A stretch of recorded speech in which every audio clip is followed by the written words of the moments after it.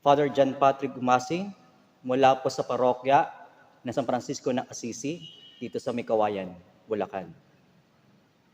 Come, let us share the word.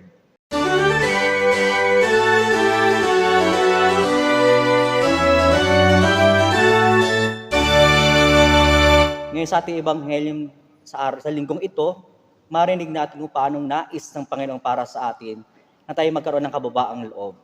Siguro, lahat naman tayo nagkaroon ng kaaway, kaalitan, pero anong nais ng Panginoon para sa atin? Na dapat tayo magkaroon ng pagkapatawad sa ating kapwa. Magkaroon ng pusong marunong maawa sa isang taong nagkasala sa atin. At yun po ang kailangan, mga kapatid ko minamahal. Ang kababaang loob, ang pagbabago ng buhay ay mahalaga. Na makita natin sa isang tao na sa kabila ng kanyang kakulangan at kamalian, nais natin siyang magkaroon ng pagbabago ng kanyang sarili. At yun ang ating nais, na hikayatin siya, tulungan siya na magkaroon ng pagbabago ng sarili. At gayon din, hindi lang magkaroon ng pagbabago. Ang nais ng Panginoon sa atin, na nawa sa buhay din natin, magkaisa tayo sa presensya at pag-ibig ng Diyos.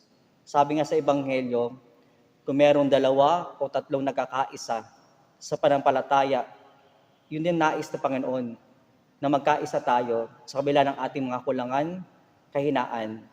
Na sa kabilang ito, alam natin ang Diyos ay laging nandyan kasama natin. Magpasalamat tayo sa Diyos sa biyaya ng pagkakaisa. Magpasalamat tayo sa Diyos sa biyaya ng pagkapatawad at awa. Dahil ang paghahari ng Diyos, yun ang ating ipinapadama na dapat nating ipakita araw-araw sa ating buhay. Kaya mga kapatid, sa mga lahat na nakikinig at sumasampalataya, nawa ang salita ng Diyos ay maging bahagi ng ating buhay, na araw-araw ang Diyos ay laging nandiyan kasama natin. Diyos ang makapangyarihan, nagpapasalamat kami sa biyaya ng awat patawad na iyong pinapadama sa amin. Nawa ito rin ang aming padama sa mga tao nagkasala sa amin. At nawa sa pagpapatawad na ito, mahikayat namin at maakay namin ang aming kapwa patungo sa iyong paghahari kabanalan. At nawa ang pagkakaisang ito ay maging tunay para sa amin ang kaganapan ng iyong pag-ibig.